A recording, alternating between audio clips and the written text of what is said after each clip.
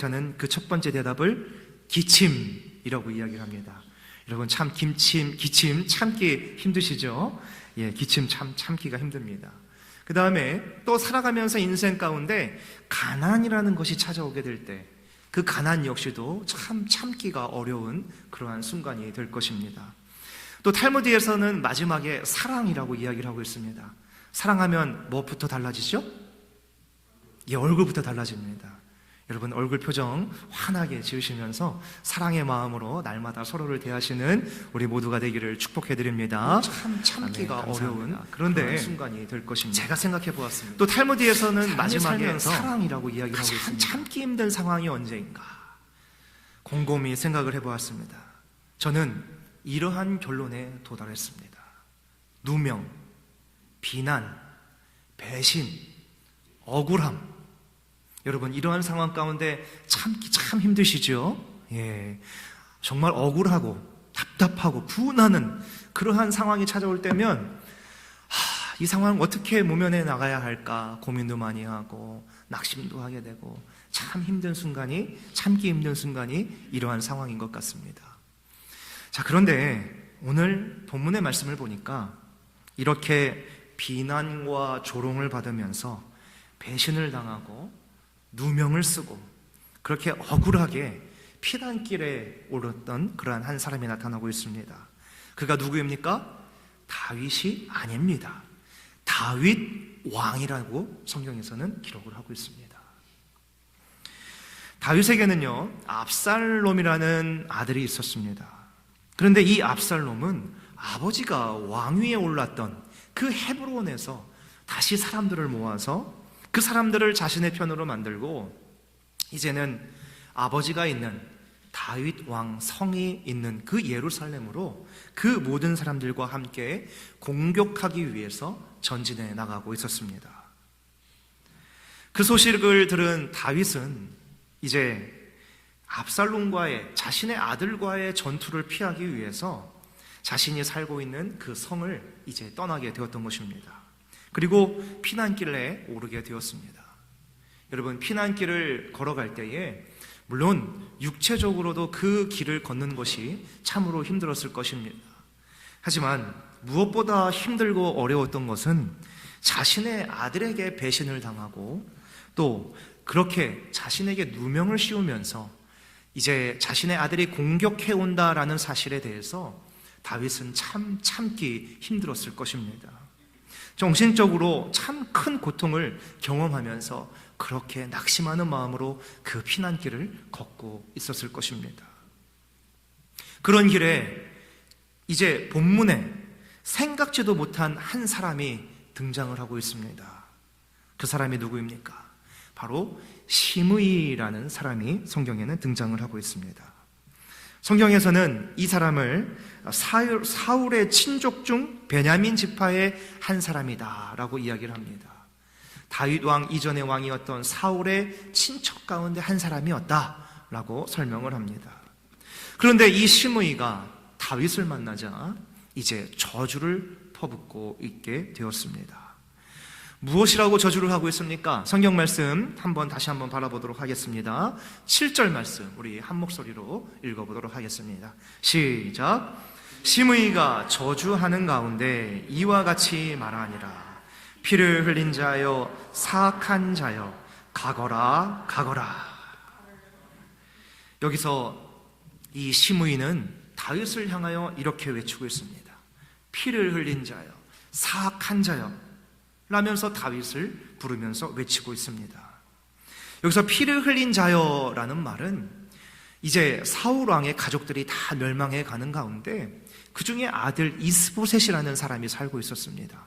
간신히 목숨을 부지하여 살고 있는데 이 사울 왕의 아들 이스보셋과 또 그 사울 왕의 신하를 죽였다라고 외치고 있는 것이었습니다. 또 사악한 자여라고 이 시므이가 외치고 있는데요, 이 사악하다라는 말은 파멸을 일삼는 자, 파괴를 일삼는 자라는 히브리 원어의 뜻이 있습니다.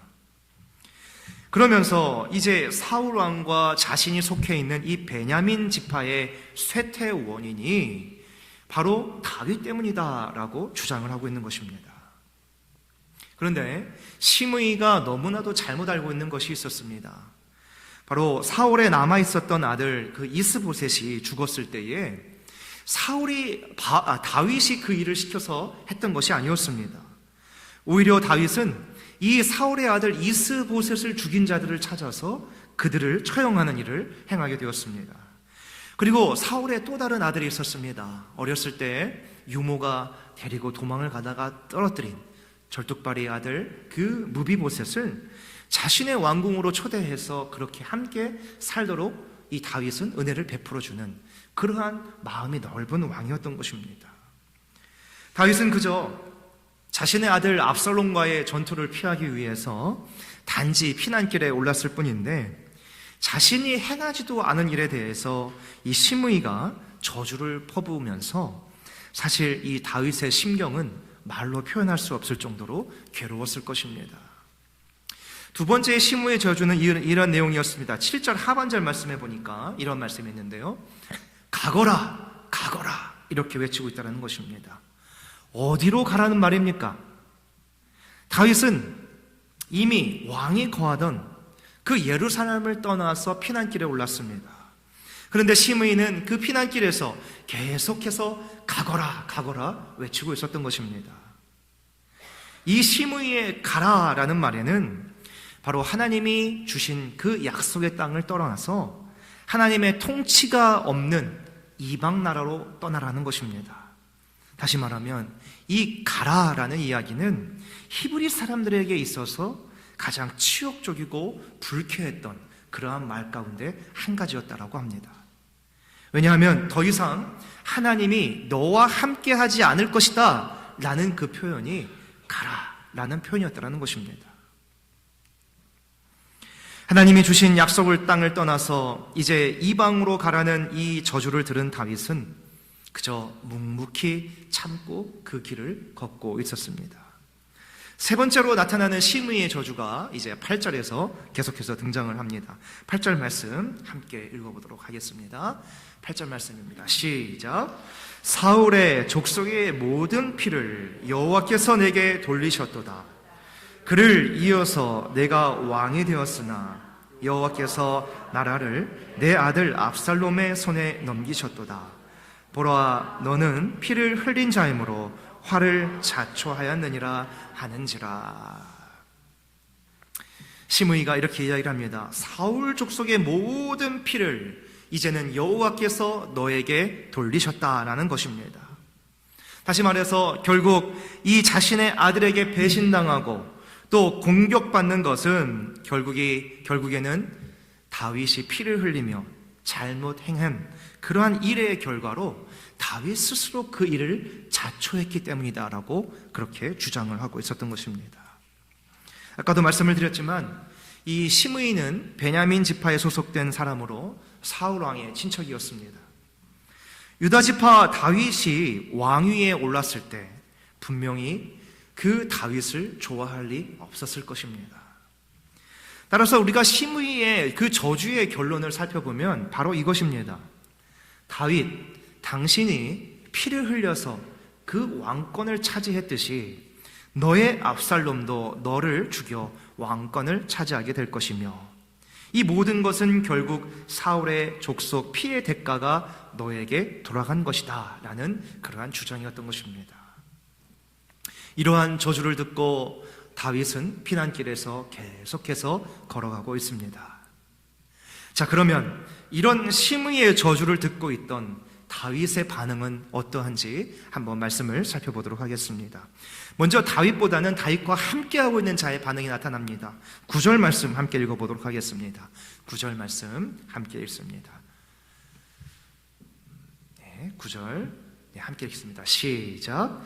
스루야의 아들 아비새가 왕께 여짜오되 이 죽은 개가 어찌 내 주 왕을 저주하리이까?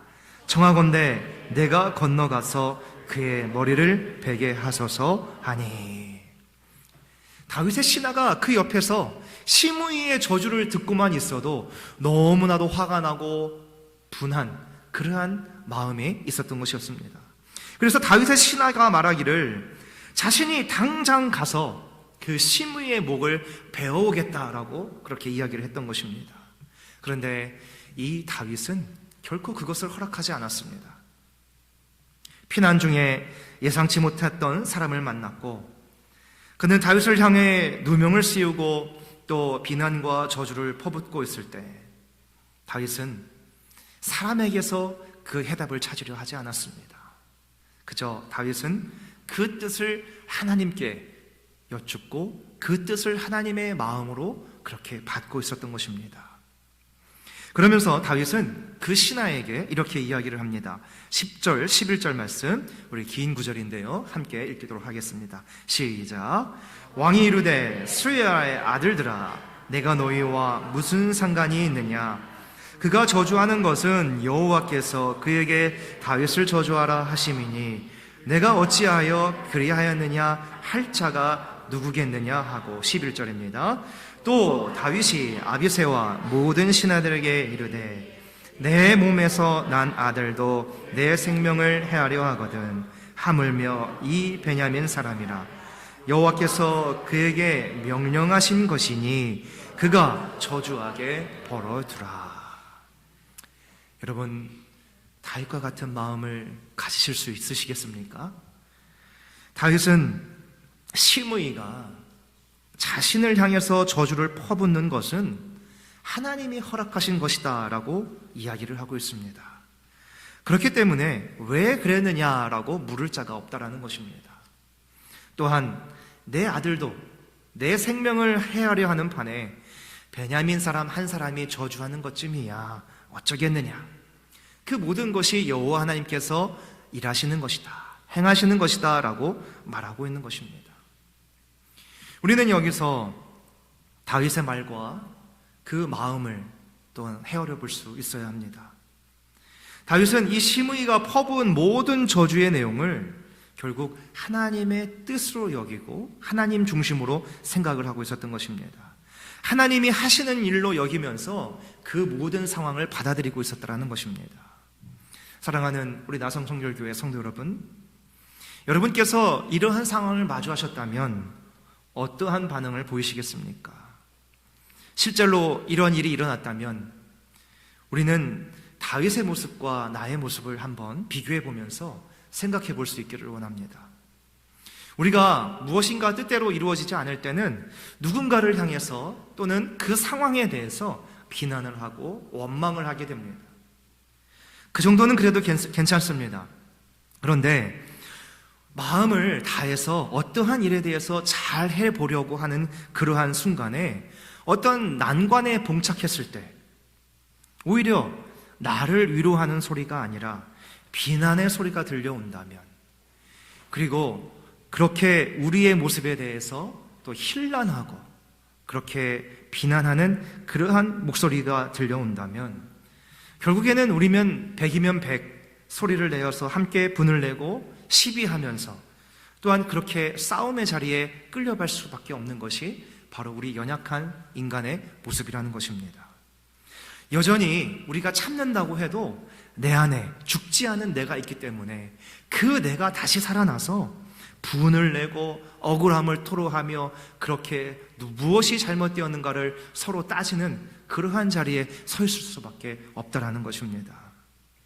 오늘 말씀을 바라보면서 다윗의 위대함이 무엇인지를 한번 깨닫기를 원합니다. 다윗은 고난과 역경이 화가 되는 것이 아니라 이 고난과 역경이 자신에게 오히려 복이 될 것이다 라고 믿고 있었습니다.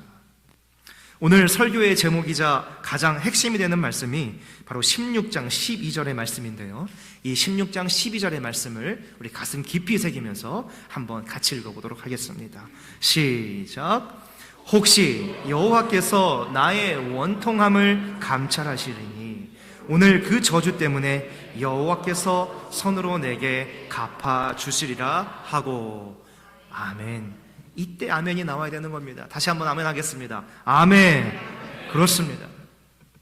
다윗은 이 시므이의 저주를 하나님이 명령하셔서 그 자를 통하여 자신에게 하는 이야기다라고 생각을 하고 있었던 것입니다. 그리고 그 말을 겸허히 수용을 하면서 자신을 돌아보면서 오히려 그것이 자기에게 훗날 선으로 갚아지게 될 것이다 라는 다윗이 믿음의 고백이 있었던 것입니다. 내가 행동했던 나의 본래 의도와는 다르게 나에 관한 이야기가 들려오면 여러분 그 마음이 어떠십니까? 특별히 어떤 일하는 장소, 회사나 직장, 또 이러한 공동체 안에서 앞장서서 일하시는 분들에게 이러한 일들이 많이 일어납니다. 또 아무런 대가 없이 수고하고 봉사하고 참여해서 즐겁게 그렇게 누군가를 위해서 헌신하고 있는데, 그러다 보면 나에 대한 이야기가 나도 모르게 들려오는 그러한 상황을 우리는 종종 마주하게 됩니다. 그런데 우리가 생각할 것이 있습니다. 그러한 상황이 우리에게 다가온다면 결코 먼저 감정이 앞서서는 안 된다는 것입니다. 우리는 믿음의 성도들입니다. 그렇기 때문에 그러한 소리가 우리에게 들려온다면 그것을 감정으로 받는 것이 아니라 여러분들 하나님이 하시는 일로 여기는 그러한 다윗의 마음과 같은 자세가 필요하다는 것입니다. 겸허히 나를 돌아볼 수 있어야 합니다. 하지만 쉽지는 않습니다. 그러나 또한 그러한 상황 속에서도 하나님께서 과연 나에게 말씀하시는 것은 무엇인지, 그러한 상황 속에서 우리는 믿음을 가지고 나아가야 한다는 사실입니다. 나를 점검해보는 그러한 시간이 될 것입니다. 그리고 그 순간에도 내가 하나님 앞에 기도하며 회개하고, 또한 누군가를 탓하기보다는 내 자신을 살피는 계기가 되어야 할 줄로 아는 것입니다. 여러분, 그리고 기도하시기를 바랍니다. 나를 비난한 자를, 나에게 원수같이 대한 그러한 자를 우리가 축복하고 기도할 수 있어야 합니다. 그러면 상황을 통해서 우리가 기도를 하면서 그 모든 상황이 변하여지기를 하나님 앞에 겸손히 구해야 합니다. 그러면서 관계가 회복되어지면 감사하겠지만, 그렇게 그 관계가 회복되어지지 않는다 할지라도 그들을 향했던 나의 기도가 결국에는 다시금 나에게로 돌아와 복이 될 것을 믿으시기를 바랍니다. 그렇기 때문에 우리는 기도의 자리에서 하나님 앞에 구하고 회복을 구하면서 그렇게 누군가를 위해서, 나를 저주한 자를 위해서 기도할 수 있는 마음의 자세가 필요하다라는 것입니다. 무엇보다 다윗과 같이 모든 상황 속에서 하나님이 하시는 일입니다 라는 믿음의 고백이 있어야 하는 것입니다. 이제는 말씀을 계속해서 바라보면 시간이 흘렀습니다. 그리고 반역을 일으켰던 자신의 아들 압살롬이 죽게 되었습니다. 어떤 분들이 그러더라고요. 목사님, 저는 다윗을 싫어합니다. 그러더라고요. 왜요, 집사님? 아니, 자신을 죽이려 했던 아들이 그렇게 죽었는데 다윗은 자신들의 그 부하가 했던 그런 수고와 어려움을 생각하지 않고 단지 그 자신의 아들이 죽었다는 이유로 슬퍼하고 애통해했던 그러한 모습을 바라보면 저는 다윗이 이해가 되지 않습니다 라고 말하는 분도 계시더라고요. 그러한 내용에 대해서는 다시 한번 말씀을 준비해서 또 함께 말씀을 나누는 시간을 갖도록 하겠습니다. 그리고 이제 사무엘상 19장을 바라보면 다윗이 예루살렘으로 귀환하게 되는 이러한 역정의 상황 속에서 이제 예루살렘으로 돌아갑니다. 다시. 그런데 그때 시므이가 다시금 찾아옵니다. 다윗에게 찾아와서 다윗에게 용서를 구합니다. 그때 다윗은 아량을 베풀게 됩니다. 그리고 너를 죽이지 않겠다라고 맹세를 해주게 됩니다. 시므이는 간신히 또한 목숨을 부지하게 되었습니다. 우리가 시므이를 바라보면 이 상황과 환경에 따라서 달라지는 그러한 간사한 자의 모습을 바라보게 되는 것입니다. 그럼에도 불구하고 다윗은 시므이를 용서해주고 자신이 살아있는 동안 그를 받아주었습니다. 그러다가 이제 왕권이 자신의 아들 솔로몬에게로 넘어갈 때 이제 솔로몬이 이 시므이를 처단하는 그러한 장면이 성경에 나타나고 있습니다. 어떤 분이 이런 질문을 합니다. 목사님의 대부분 설교는 목사님들의 대부분의 설교에서는 다윗과 같이 용서하라, 품으라, 하나님이 책임져 주신다 라는 말씀만 하시는데, 심의처럼 악한 소리에 당한 내 마음은 곪고 썩어져 갑니다. 어떻게 매번 용서만 하라고 말씀하시고 선포하시는 것입니까? 차라리 목사님들의 설교가 악한 소리를 내뱉는 자들을 향해서 마음을 바로하라, 악을 품지 마라, 공격하고 비난하는 삶을 살지 말라고, 또한 타인을 무시하려고 하지 말라고 먼저 그렇게 설교하는 것이 먼저가 되어야 하지 않는 것입니까? 라고 그렇게 질문을 합니다. 그러면서 용서가 먼저입니까? 바른 삶이 먼저입니까? 라고 질문을 합니다. 네, 맞는 말씀입니다. 우리가 서로 바른 삶을 살면서 타인을 존중하고 또 인격적으로 대하면서 결코 비난하지 않거나 무시하지 않는 것이 믿는 자들이 먼저 행해야 할 바른 생활의 모습일 것입니다. 하나님을 사랑하고 이웃을 사랑하면서 살아가는 것이 마땅한 일입니다. 그런데 잘 생각해 보면 나도 누군가에게 상처를 주고 정죄와 비판을 일삼았던 적이 있습니다. 나도 어쩔 수 없는 연약한 죄인입니다. 내가 타인에게 주었던 상처는 기억하지 못하고 내가 받는 상처, 아픈 마음만을 생각하면서 저 사람이 잘못되었다라고 비난하는 우리의 모습은 아닌지 돌아보아야 하는 것입니다.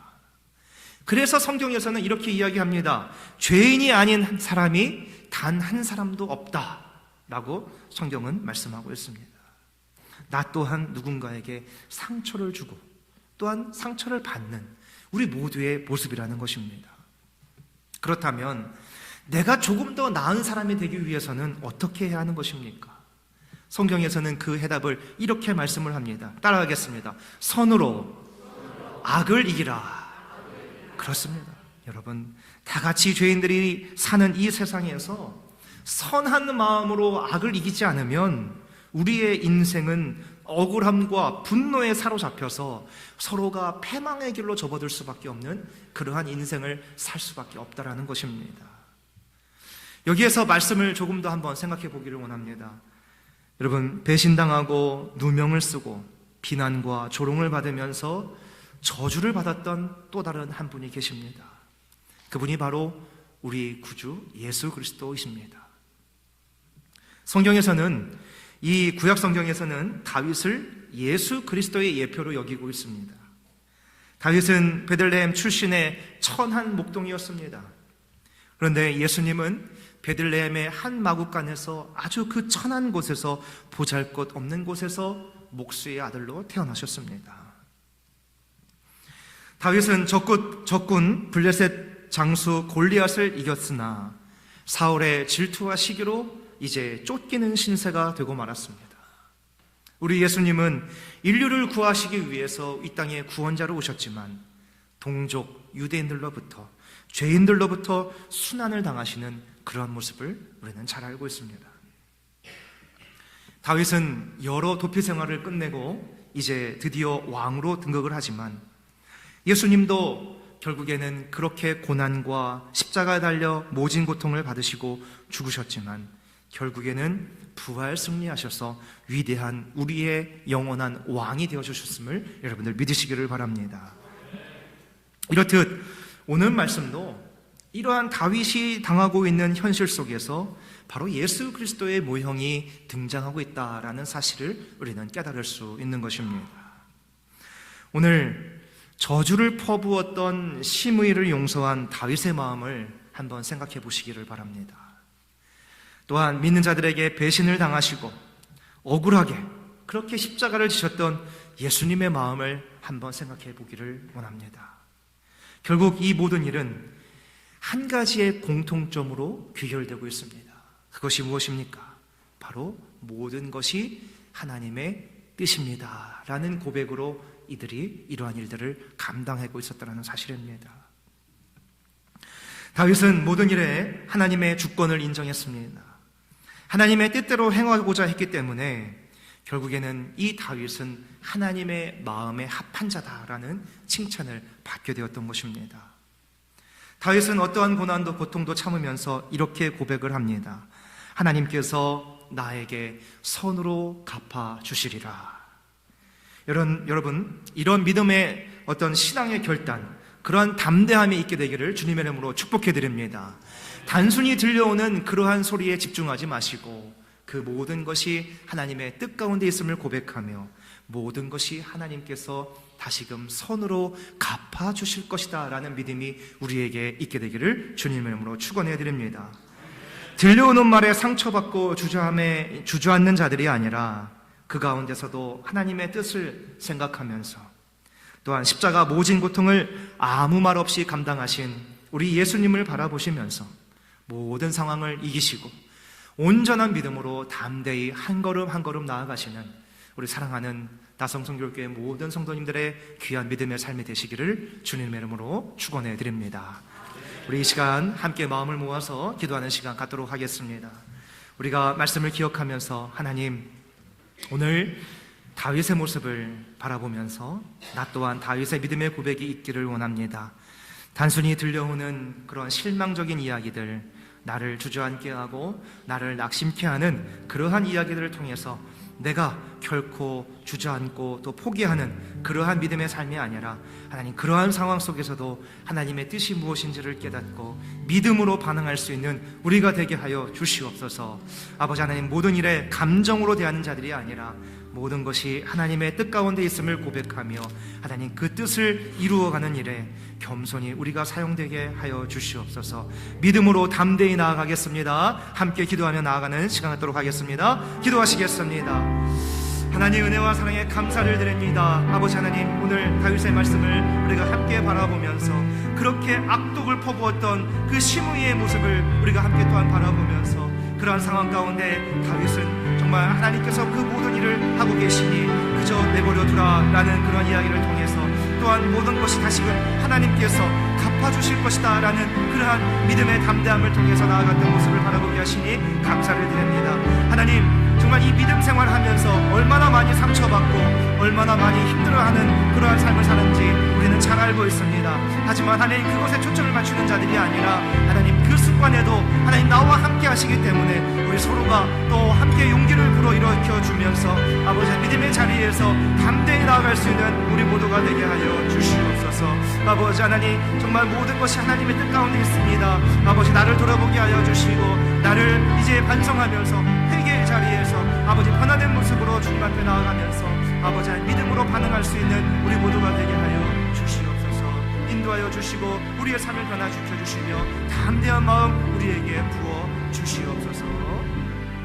하나님, 참으로 감사드립니다. 우리의 연약한 모습 가운데 너무나도 부끄러운 모습들이 많았습니다.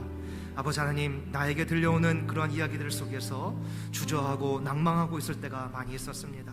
하지만 하나님, 그러한 것으로 인해서 내가 주저앉고 낭망하는 자가 아니라 다시금 나를 바라보면서 하나님께서 정말 더 가까이 교제하기를 원하시는 그 순간이라는 믿음을 가지고 아버지 하나님, 주님 앞에 나아갈 수 있는 믿음이 있게 하여 주시옵소서.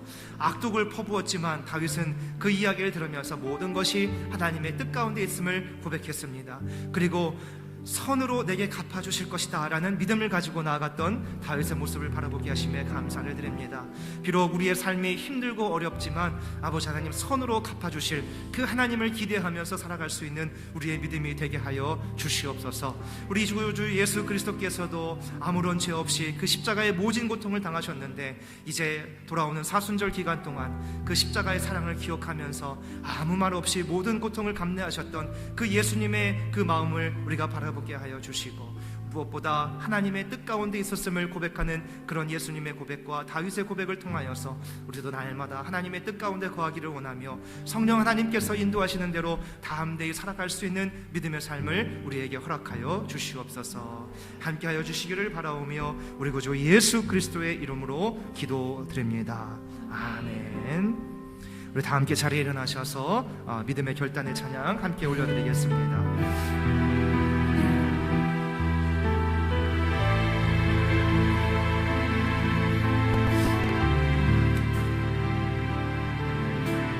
십자가 그 사랑, 십자가 그 사랑, 멀리 떠나서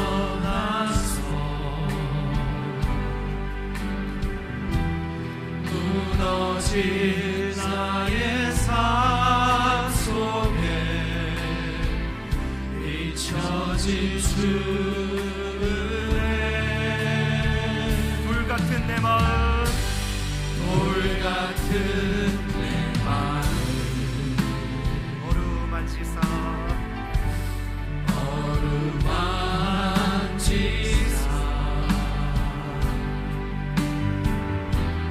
다시 일으켜 세우신 주를 사랑합니다. 주 나를 보호하시고 주 나를 보호하시고 날 붙드시니 나는 외롭고 종이나 주님의 자녀라. 주 너를 보호하시고 주 너를 보호하시고 널 붙드시니 나는 외롭고 종이라 주의 자녀. 지나간 일들을 지나간 일들을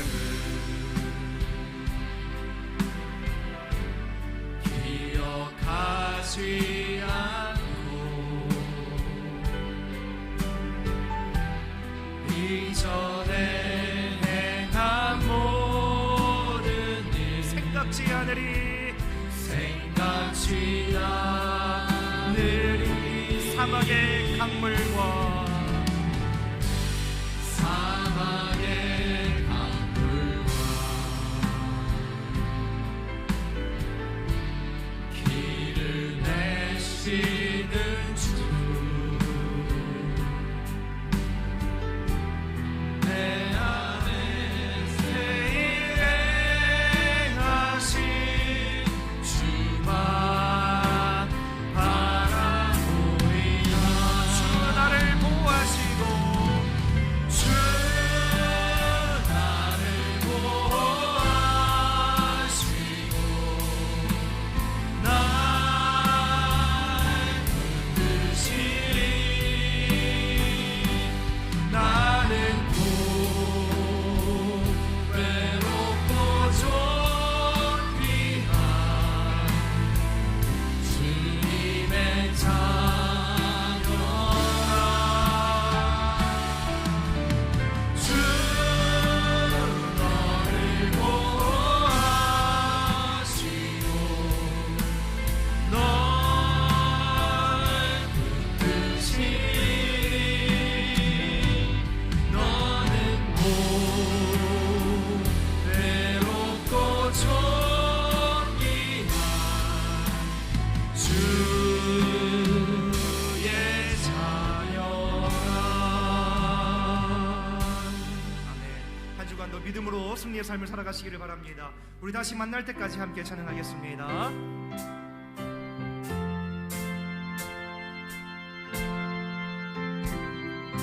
우리 다시 만날 때까지 우리 다시 만날 때까지 하나님이 함께 계셔 은혜로서 인도하며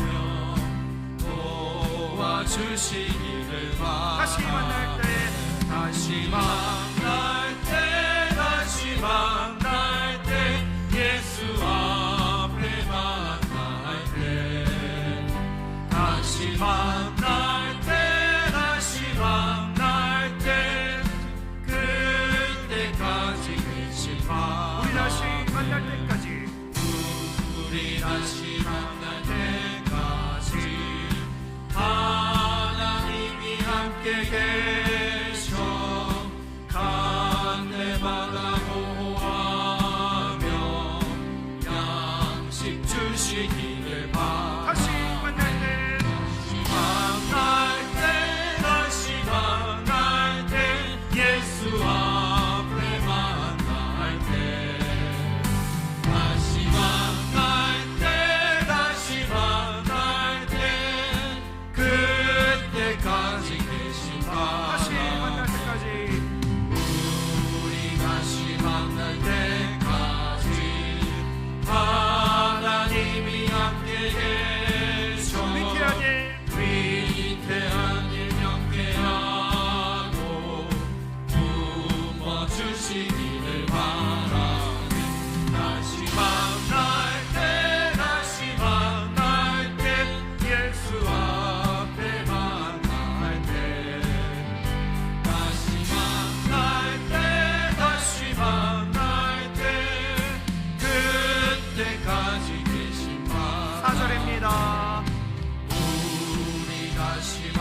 때까지 하나님이 함께 계셔 사방 권세 이기도록 지켜주시기를 바라네.